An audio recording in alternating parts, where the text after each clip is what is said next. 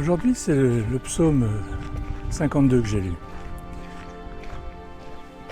C'est bon de connaître son histoire, enfin l'histoire qui a précédé ce psaume. En fait, c'est Doeg, un Édomite, qui était au service de Saül, le roi, du temps de David. David n'était pas encore roi là. Et justement, David s'en allait de Saül parce qu'il voulait le tuer. Et il s'est réfugié chez un homme qui s'appelle Achimélec. Il était dans sa maison. Et c'est un prêtre. Et comme par hasard, Doeg était là aussi pour rendre un culte à Dieu. Il avait peut-être fait un vœu, on ne sait pas trop, mais voilà. Et lorsqu'il est reparti, ce Doeg, il a dit à Saül que David était dans la maison d'Achimélec.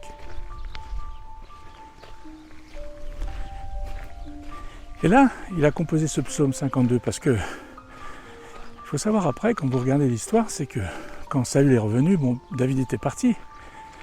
Il a tué toute la famille d'Achimélec. Une folie de la part de Saül, une grande folie. Mais avant cela, peut-être après, on ne sait pas trop en fait. David a composé ce psaume et la première chose qu'il dit, mais pourquoi tu te vantes toi de ce qui est mal? Pourquoi te vantes-tu de ce qui est mal? Toi, l'homme fort, la bonté de Dieu subsiste toujours. Ne sais-tu pas ça? Ta langue n'invente que le crime. Elle est coupante comme un rasoir. Fourbe que tu es. Tu préfères le mal au bien, le mensonge à la vérité. C'est étonnant parce que Doeg n'a pas dit un mensonge quand il est allé voir Saül. Mais Doeg était animé d'un cœur méchant, d'un cœur qui voulait du mal.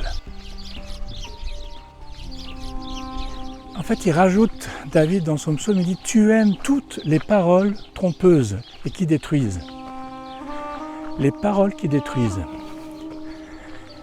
Et c'est ce qui s'est passé lorsque Doeg a été parlé à Saül.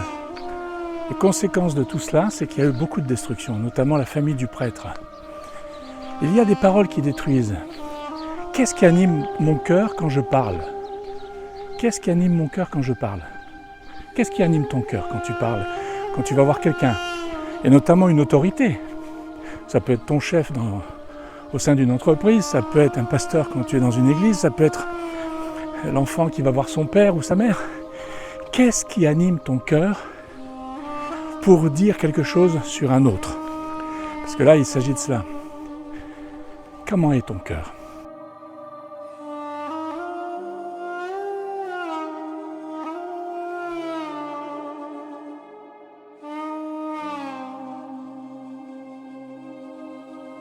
Si ton cœur est méchant, si ton cœur a au fond de lui un désir de jalousie, de faire du mal, ça peut être différent bien sûr pour chaque chose, mais il y a quelque chose de mauvais en soi qui nous entraîne à apporter une parole qui va être destructeur. Là, il faut vraiment analyser son cœur. Nous sommes tous atteints d'un mal de ce genre, plus ou moins fort évidemment. Mais c'est quelque chose qu'il faut absolument arrêter, mettre un terme à ce type de paroles, parce qu'elles sont animées d'un cœur qui est mauvais.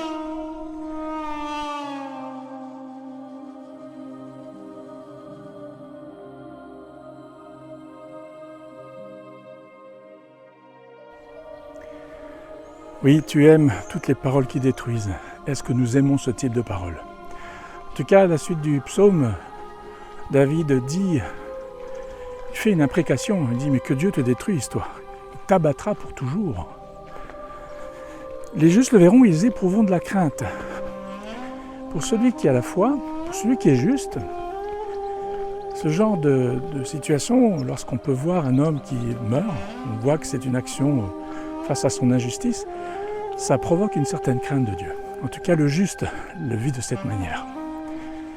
Eh bien, il éprouve de la crainte. Et la crainte, parfois, est une bonne chose. C'est un respect, le respect de la sainteté de Dieu, le respect de la justice de Dieu. C'est ça, c'est ce type de crainte-là. Et c'est juste moqueront de celui qui était méchant, parce qu'ils disent, voilà l'homme qui ne prenait pas Dieu pour protecteur, mais qui se confiait dans ses grandes richesses et cherchait un refuge dans sa méchanceté. Vraiment que Dieu nous garde de chercher refuge dans la méchanceté, dans la jalousie, dans la vengeance, en cherchant à écraser l'autre. Et nous finirons avec David qui disait « Mais moi je suis pareil à un olivier verdoyant dans la maison de Dieu. Je me confie dans la bonté de Dieu pour toujours et à perpétuité. Et je te louerai toujours pour ce que tu as fait. Je veux espérer en ton nom car tu es bon avec tes fidèles. »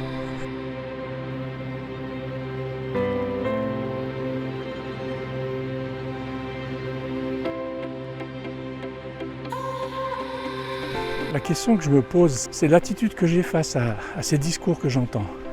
Est-ce que je me régale de ça? Est-ce que ça me fait plaisir d'entendre ces choses?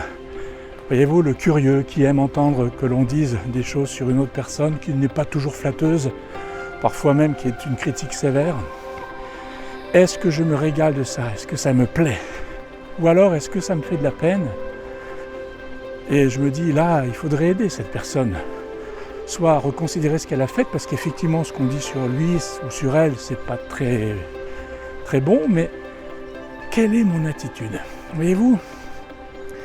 Et en fait, nous chrétiens, en tout cas ceux qui croient, qui se confient en Dieu, peuvent se poser cette question. Comment je réagis à cela? Comment je suis vraiment? Et je pense que vous avez vécu les deux. Parfois vous avez été peiné, mais parfois vous avez dû vous régaler. Vous avez participé, comme un mesculent, à manger toutes ces paroles qui finalement ne sont pas des paroles positives.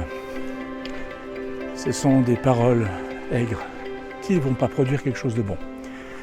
Donc ça, c'est la question que je me suis posée. Et je me dis, si ça nous arrive, si ça m'arrive, je veille sur moi. Et je demande pardon au Seigneur si effectivement je me suis rentré dans le jeu, ou en tout cas je bloque. Maintenant, c'est plus ça qui m'arrive. Dès que ça m'arrive, je bloque mon âme. Je dis stop à mon âme, même si l'autre continue. J'entends ce qu'il dit, mais je dis stop. Prie pour la personne pour laquelle on parle en mal ou en négatif. Voyez-vous, qu'est-ce que j'aime? Est-ce que je préfère le mal au bien? Est-ce que je préfère le mensonge à la vérité? Et quelle est la vérité sur une personne? Pour moi, en tout cas, la vérité pour cette personne, c'est que je cherche à ce qu'elle soit vraie, cette personne. Je cherche à ce qu'elle soit juste, cette personne. Je cherche à ce qu'elle rencontre le Dieu de l'univers qui, lui, nous rend juste, nous déclare juste. C'est ça que je dois chercher. Là, je vais un peu plus loin, je reconnais. Mais comment est ton attitude face à ce genre de situation ?